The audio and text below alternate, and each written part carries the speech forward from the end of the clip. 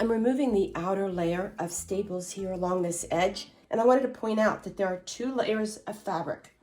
There's this layer here, and then there's this layer here. They're stapled down separately, and I want to tell you what this is. This layer here is the inside arm. In fact, you can see my hand can come through. So this is the inside arm. This fabric is the deck, and they both get attached along this point. When you're removing the upholstery fabric and all the tacks and staples, it's important to pay attention to the steps that you're doing to take it apart, because you're going to do it all in reverse to put it back together. And this is a good example of that. So when these fabrics come through here, from the inside, you would never know that they're attached together like this, but they are. The deck is attached first and it's stapled down, and then the inside arm fabric is pulled through along with the batting. You can see this is the batting from the arm. It's pulled through, and they are then stapled down, and then they're stapled down over top. So there's a lot of staples there, but you can see there's that opening right there. So when you're taking the fabric apart, make sure that you pay attention to how the chair is put together. Another good idea is to take photos of the project while you're taking it apart, so that you'll know how your chair was put together, so that when you take it apart, you can put it back together again.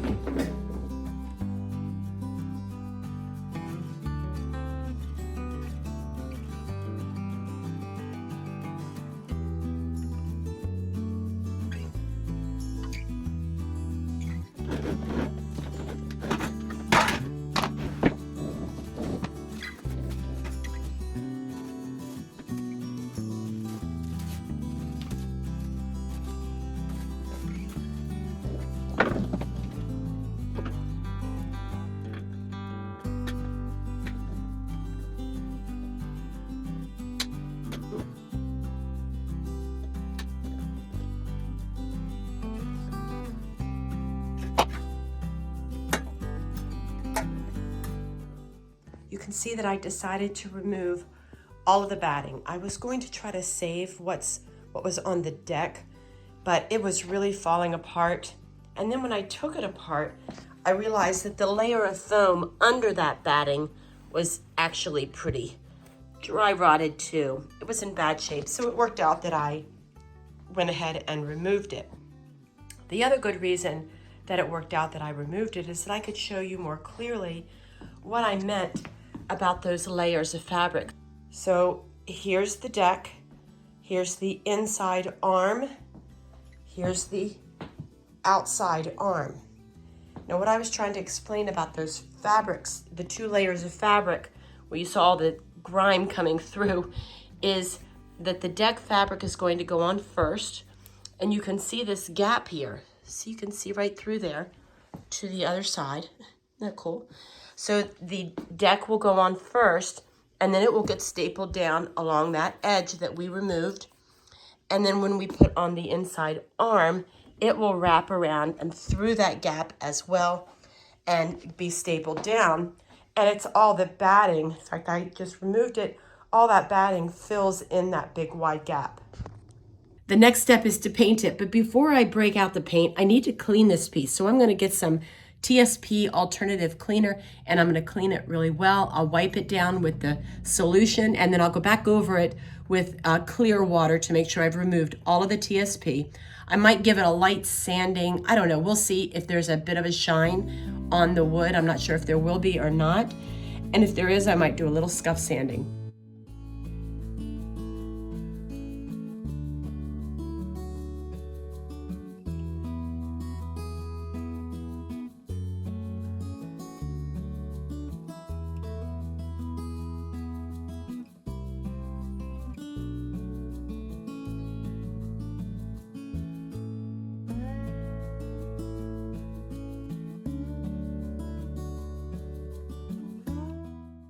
I'm going to paint the wood frame using Miss Mustard Seeds milk paint, and the color that I'm choosing is called Ink Blue. It's a really deep, rich blue. Now this is a powder. You mix it up as you need it. It's one of the reasons I love the paint. So what you need to do is get a jar that you're only going to use for paint, and you're going to mix this with a 1-to-1 ratio of water and dry milk paint. I'm going to take about a 1/4 cup of water, add it to my jar. By the way, you don't want it ice cold and you don't want it hot, you want it tepid. Then I'm going to add a scoop of the milk paint. The scoop is 1/4 cup, so it's a 1-to-1 ratio. Drop it right in there. And then I'm going to give it a nice stir. It's a little thinner than I want, so I'm going to add some more paint. The great thing about milk paint is that you only mix up the amount that you use. It can be stored outside in the cold temperatures and the hot temperatures. Because it's a dry powder, you don't have to worry about temperature control like you do with so many paints. I love to use this paint because it creates a really authentic chippy finish, and that's one of my favorite paint finishes. I'm going to let this sit while I give the chairs a scuff sand.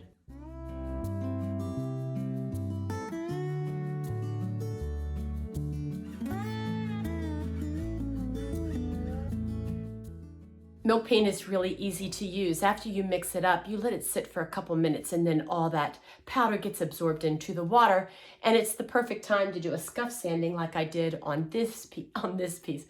So now we're just going to apply the paint. Now every so often you might have to stir it, and you just start to apply the paint. Now let me point this out. Let me show you here.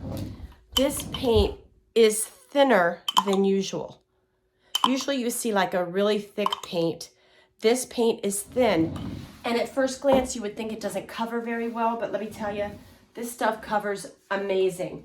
So we will have to apply probably 2 coats, and I'll bring you in closer here in a minute, but just hang on. We're probably gonna have to apply 2 coats. That's very typical. It's a dark color going over the dark wood, so I think 2 coats are gonna be plenty. You wanna make sure that you don't have any runs.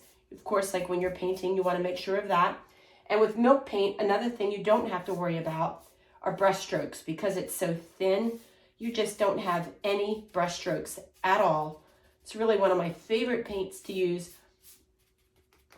Let me bring you in closer so I can show you how good this coverage is.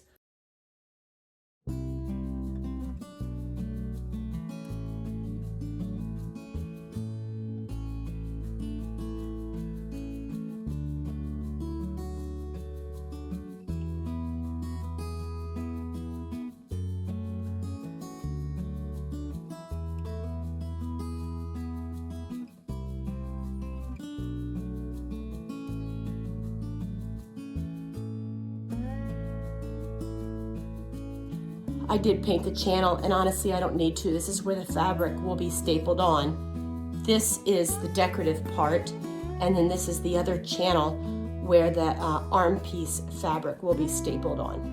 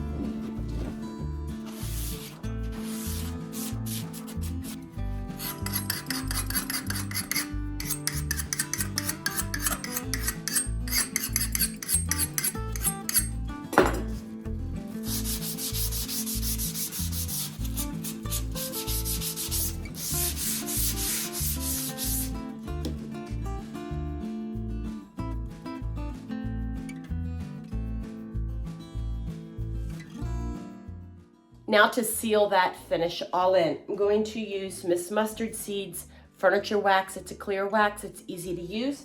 And this is what I use. I use the wax, another piece of 4/0 steel wool, a chip brush, and occasionally I use a shoe brush. I'll show you what that's for in a little bit. So when I apply the wax, this is what I like to do. I like to take a cheapy chip brush and I like to shorten the bristles so that it's a stiff little brush. This is weird, I know. I'm right over top of my trash can and I just cut this off just like that. You can get several uses out of this chip brush, by the way. And that makes the bristles a little stiffer, and that's good for the wax. It's easy to apply. I'm getting to the bottom of mine. Just get a little bit on the brush like that, and just go over the paint just like this. And you want to kind of work it into the paint. Notice the color difference. Let's bring you in a little closer. I want you to see this. This has the wax on it and this does not. The wax helps to enrich the color and deepen it. It's one of the things that I love about using furniture wax. I just put a nice even coat on and I just kind of work it in. You see that little bit that I put on the brush goes a long, long way. This is also really bringing out the detail of the distressing. I'll give you a close-up in a little bit. So once you've got that kind of in one area at a time, you can let that dry a little bit and then we're going to go back over it. And in the meantime, I'm just going to continue to go over the parts that are going to be exposed. Remember, these channels here and here are not going to be exposed, so I'm not too worried about covering those. I want to get into all those grooves.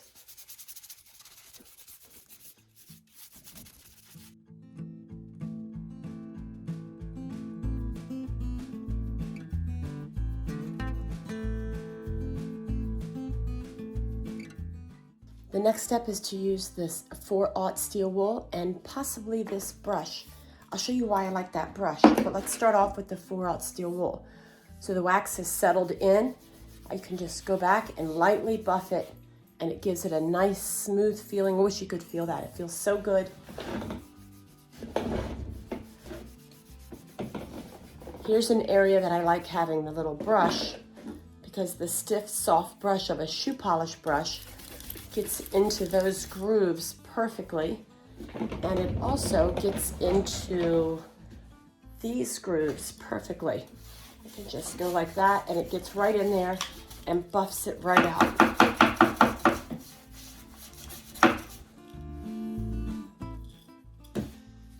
I'm going to go over the whole thing with the steel wool and the brush, and then I'm going to let it sit overnight.